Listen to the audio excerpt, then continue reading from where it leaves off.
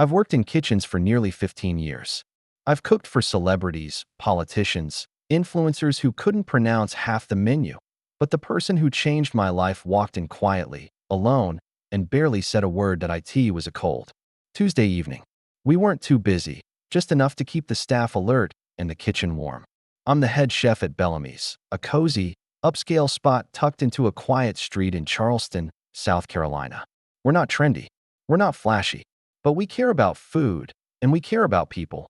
Well, most of the time. My sous chef Tony was arguing about truffle oil with a new line cook when Lacey, our server, poked her head through the kitchen door. "Chef," she said. "Table 9 just sat. Older woman, alone. Looks kind of fragile." I wiped my hands, gave her a raised brow. "Fragile? She's got that soft lady energy, you know? Like she'd knit you a scarf and cry if her tea was too hot." I chuckled. "All right, let's make sure her tea's perfect, then." Lacey brought the order back a few minutes later. Soup of the day. Roast chicken with rosemary. No dessert. No alcohol. Simple, respectable, forgettable. At first. About 20 minutes later, Lacey came back in with a strange look on her face. She said to tell the chef the chicken was the best thing she's eaten in 40 years. I blinked. 40? Lacey nodded. And she asked if she could meet you. I never go out to the dining room. Ever. It's not that I'm shy. I just believe the food should speak, not the chef. But something about the request tugged at me. Maybe it was the sincerity in Lacey's voice. Maybe it was the way the air felt a little thicker than usual that night. So I stepped out. She was sitting by the window, back straight, hands folded. White hair, neat and soft. A pale blue cardigan draped over her shoulders. She looked like someone's gentle grandmother. And yet something about her eyes made me stop. They were sharp. Not cold, just aware. As if they'd seen 1,000 lives pass and still weren't done watching. I introduced myself. "I'm Jonah, head chef here. I heard you liked the chicken." She smiled. It was warm and sad at the same time. "I didn't like it," she said. I remembered it. I must have looked confused because she added, "My husband made chicken like that 40 years ago, before he died." A long silence. I didn't know what to say. She reached into her purse and pulled out a small envelope. Yellowed at the edges. Handwritten. She slid it across the table. "I'd like you to read this after I leave." I frowned. "Ma'am, but she shook her head gently. "Please." Then she stood up, gave me the faintest smile, and walked out the door into the foggy night. Back in the kitchen, I placed the envelope on my prep station and stared at it for an hour before I opened it. The letter was short, but it flipped something in my chest like a switch. "Dear Chef, if you're reading this, you've done something extraordinary without realizing it. You brought me back to a kitchen I haven't stood in for decades. To the man I loved. To the life I buried after the war, the children, the grief. Tonight, you gave me a memory I thought I'd lost forever. And you reminded me that flavor is the purest form of time travel. Thank you." I sat alone in the prep room long after we'd closed. The letter shook me more than I cared to admit. Not because it was emotional. Plenty of people cry over food. But because for the first time in years, I felt something beyond the work. Cooking had become routine, mechanical, necessary. And suddenly, this letter cut through all of it like a hot knife. The next morning, I brought the letter with me. I wanted to show the staff. I wanted to say something. Maybe even track the woman down. But when I checked the reservation log, there was no named NO credit card, NO sign she'd ever been there. Just a table and a letter. Asterisk. The letter stayed in my pocket for days that I don't know why I didn't throw it away, or frame it, or do something with it. Instead, I kept folding and unfolding it, running my fingers across the faded paper like it might whisper more secrets if I listened hard enough. The woman had left no name except initials, MG. She didn't pay with a card, didn't make a reservation, didn't call, didn't leave a tip. Just that envelope and a perfectly folded napkin on an empty plate. It bothered me. Not in a creepy way, in an unfinished business way, like someone walked into your life, turned on a light you didn't know existed, and vanished before you could say thank you. I asked Lacey again if she remembered anything. She shrugged. She was sweet. Said her name might have been Margie or Margaret. Did she seem sick? Lacey blinked. No, just tired. Like life had been long. But she didn't seem ready to die or anything. I checked every camera angle from that night. She came in alone, sat by the window, She didn't check a phone, didn't look around nervously, just sat with the poise of someone who had known what she was doing from the start. When she walked out, her steps were slow, but steady. Then she disappeared down the sidewalk into the fog. Gone. Something shifted in me after that. First I tried to shake it off. We had a restaurant to run, and I wasn't about to become the guy obsessed with a mysterious grandma. But food started tasting different. Not bad. Just hollow that I'd prepare our roast chicken, same recipe, same timing. But it never hit like it did that night. Tony joked I was cursed. Lacey said I needed sleep. But deep down, I knew I wasn't missing ingredients, I was missing meaning. One afternoon, I sat in the back alley behind the restaurant, sipping cold coffee. The kind of moment where the world just feels paused. And I thought, what if that letter wasn't just about food? What if it was a challenge? What if this woman had left me a message because she saw something I'd forgotten about myself? So, I did something I hadn't done in years. I started cooking off menu. I brought back dishes from my childhood. My grandmother's okra stew. My father's smoked catfish rub. Recipes that never earned stars or social media fame, but made people feel things. Customers noticed that a man cried over a plate of cornbread, that a woman hugged me after eating our new blackberry jam tart, that a teenager said our short ribs tasted like my mom's house before she left. The food wasn't just feeding people, it was healing them. And every time I saw that, I thought of her, Margie.m.g, that the woman who said my chicken brought back 40 years of memory. That I started asking around. Quietly, that I spoke to local churches, retirement homes, community centers. Anyone know an older woman, goes by MG, maybe Margaret, who lives nearby, walks alone, wears a blue cardigan? Most people shook their heads, that a few gave me wild guesses. But then a janitor at St. Clair's home looked at me strangely and said, "You mean Miss Maggie?" Miss Maggie. Turns out, she lived in a quiet care facility about 8 blocks from the restaurant. She didn't go out often. No family. No visitors. Didn't talk much. But she did go on short walks sometimes. Just before dinner. One nurse said she disappeared for a few hours on a Tuesday night about 2 weeks ago. No one noticed until she came back smelling like rosemary and wine. She said with a smile. That I asked if I could visit. She paused. "She's not talking anymore," the nurse said gently. "Just sits by the window most days." I brought a container of roast chicken, fresh, hot. Same recipe. That I walked into the room slowly. Maggie was sitting in a chair by the window, facing a courtyard filled with dying flowers. "Hi," I said softly. "It's Jonah, the chef." No answer. I placed the food on her small table. She didn't turn around. I unfolded the letter from my pocket, placed it beside the plate, and just sat there. 10 minutes passed. Then 20. Then, quietly, she spoke. "You found me." Her voice was fragile, but not broken. "I wasn't trying to hide," she added, turning slightly. "Just trying not to forget." Her eyes locked on mine, and in them, I saw the same sharpness I'd seen that night. "I didn't want thanks," she whispered. "I just wanted someone to know what it felt like. To taste memory." "I did," I said. She smiled faintly. "Then it was worth it." She took a bite of the chicken, chewed slowly, closed her eyes. I waited. She set her fork down gently. "It still works," she said. Then she leaned back in her chair and began to cry. We didn't say much after that. Just sat by the window, watching the wind play with the brittle leaves outside. And for the first time in years, I understood why I had become a chef. It wasn't to impress critics. It wasn't to be famous. It was to give people something they thought they'd lost, even if just for a bite. After that day with Miss Maggie, something inside me shifted permanently. It was like I'd been cooking with the lights dimmed all my life, and suddenly someone had turned them on. Everything was more vivid. The colors, the smells, the silence between kitchen sounds, and I couldn't stop thinking about what she said. I just wanted someone to know what it felt like, to taste memory. I wanted everyone to feel that. Not just Maggie, not just those who stumbled into our little restaurant by accident. Everyone. I returned to the restaurant and told my staff I wanted to create a new menu.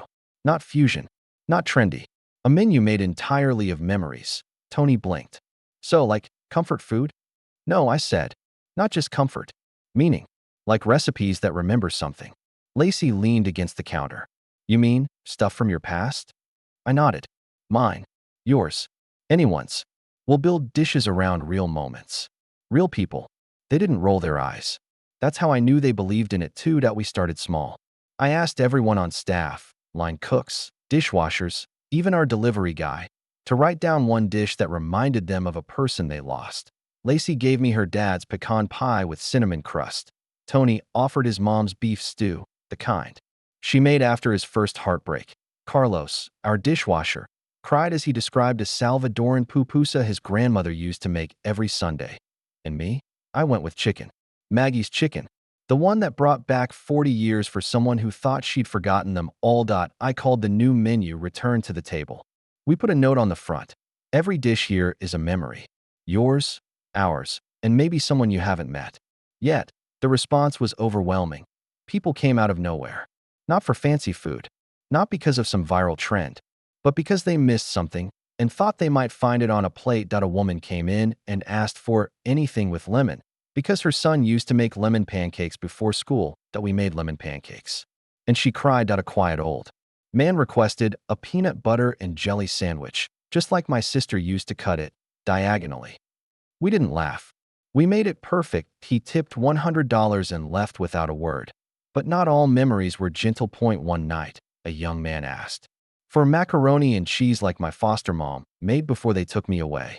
He sat at the bar, shaking, as he ate. Another ordered cornbread and collard greens, and whispered, "My grandma used to hum this exact tune while cooking."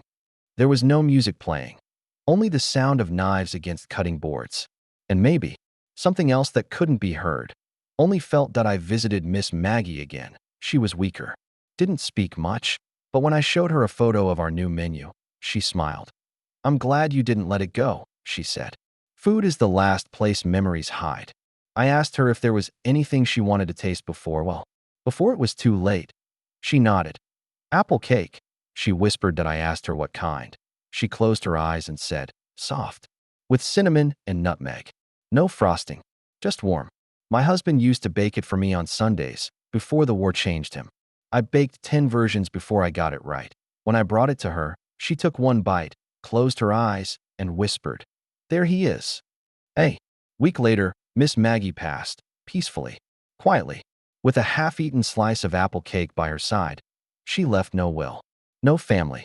But the nurse said she wanted me to have her recipe box. It was old, wooden, with dozens of yellowing index cards, each one handwritten, each one titled like a story. John's bad day chicken, first date tomato soup, funeral, coffee cake, the night we almost broke up spaghetti. I cried reading them. These weren't just recipes. They were chapters, moments, fragments of a life that had quietly touched mine in ways I never expected. I decided to add one item to our menu. Just one. Maggie's Sunday apple cake, no frosting. Served warm. A little cinnamon. A little memory. Word spread. People started calling us the restaurant that remembers. We didn't correct them. They weren't wrong. One evening, after a busy Friday dinner rush, I stepped outside and found a young woman waiting. She looked nervous, held something in her hands. I think you knew my grandmother," she said. "Margaret G." My chest tightened. "She told me about you before she passed," the woman continued. "Said you were the only person who made her feel like she was back in her kitchen again." She handed me a small photo. It was Maggie, younger, in her 20s, covered in flour, holding a wooden spoon, laughing. Behind her, a man with apple cake in his hands, grinning like a fool. "She said to tell you thank you." Her granddaughter whispered. I didn't say anything. I couldn't, but I knew, in that moment, I had been given a responsibility to keep cooking, to keep remembering. For Maggie, and for everyone who thought they'd forgotten how to feel. Months passed since Maggie's granddaughter visited. The restaurant was thriving, but not in the traditional sense. We didn't care about Michelin stars or write-ups anymore. That we cared about stories. The menu had expanded, yet it was more personal than ever. Each dish had a name like Dad's Rainy Day Gumbo, Last Dance Lasagna, Home for More Biscuits, and under every title, a short note, served when Mom came home from her third shift at the hospital. The first thing I cooked after my wife passed. What my brother made when I told him I was gay, and he didn't say a word, just gave me a plate. Every plate we served was a story retold in flavor, but it wasn't sustainable. Not like this. Too many requests. Too many lives we couldn't touch. I couldn't sleep. I'd lie awake imagining all the dishes people might never taste again because The people who made them were gone. I kept hearing Maggie's voice. Food is the last place memories hide. So, I came up with an idea that I bought a small building 2 blocks away and turned it into a kitchen with only 3 walls. The fourth was open to the public that we called it the memory table. A place where people could come, bring a recipe, and cook it themselves, with a chef to assist if needed, and no menu. No rules, no reservations, just stories in the form of ingredients. Our first guest was a father with his teenage daughter. They made fried catfish the way his grandmother taught him. I haven't cooked since she died, he admitted. Didn't think I remembered. He cried when he did. His daughter hugged him silently. Next came a woman from Vietnam. Then a retired truck driver from Ohio. Then a young man who never met his birth parents but brought in the only thing he had left of his birth mother, a scribbled recipe for sweet milk rolls. He made them and shared them. People lined up to taste a stranger's memory, and soon we started recording them. Each dish came with a video story, short, intimate, honest, that we didn't monetize it. No ads, no subscriptions, just names, faces, and flavors. A digital table anyone could sit at. Then one day, something unexpected happened. A major food company reached out, said they loved what we were doing and wanted to sponsor the memory table in cities across the country. I was skeptical, but they agreed to our terms. No branding on the food, no interference with the stories. Full creative control remains with us. Every location run by local chefs, trained in listening first and cooking second. It happened 6 months later. The memory table existed in 12 cities. People from every walk of life shared their dishes, their pain, their love, their laughter. I still worked in my little restaurant, still baked Maggie's apple cake every Sunday. And every week, we featured one new dish from a story somewhere else in the country. On the back of every receipt, we printed, "Your life is not too small to be remembered.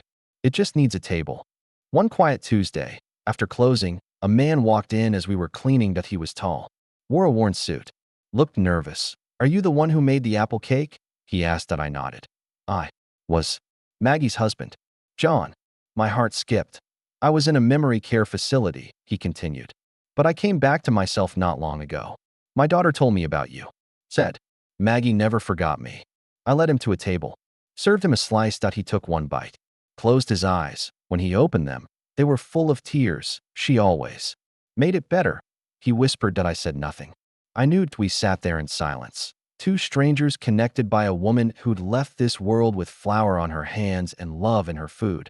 And I realized then, Maggie's voice didn't disappear. It multiplied. In a way, I had become a collector, not of recipes, but of people, of grief and joy and awkward laughter around wooden tables, of mothers who taught their sons to season with smell, of grandfathers who never wrote anything down but always knew the exact heat of the oven point. One night, I stayed late and went through Maggie's old box again. There were still a few cards I hadn't tried. One caught my eye.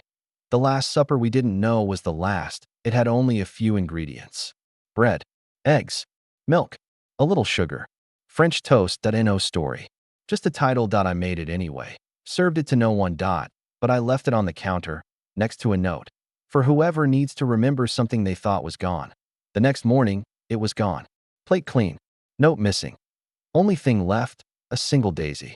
In a water glass. I don't know who took it. And it doesn't matter, because someone remembered. And I'll keep cooking as long as there are stories that want to come back home.